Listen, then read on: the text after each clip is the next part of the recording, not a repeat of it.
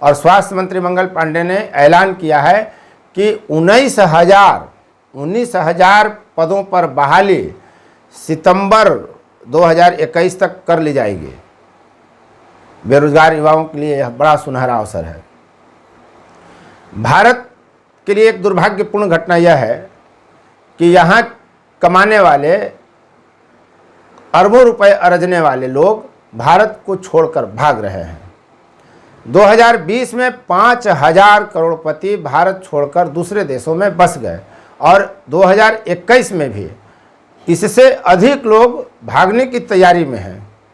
Corona काल के कारण चूंकि हवाई यात्रा सहज नहीं है, इसलिए थोड़ी गति कम है, लेकिन जो तैयारियां हैं उसके हिसाब से 5,000 से भी अधिक लोग इस वर्ष विदेश चले जाएंगे, इसकी तैयारी में है।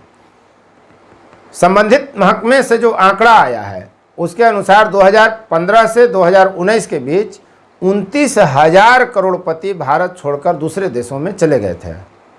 कमाते यहाँ हैं और खर्च करने कहीं और चले जाते हैं। भारत में अगर आप कमाई करते हैं तो भारत में ही आपको रहना चाहिए, खर्च करना चाहिए, ऐसी आम लोगों की अपेक्षा होती है। अब सही क्या है, गलत क्या है, यह बहुत बड़ा आयाम है।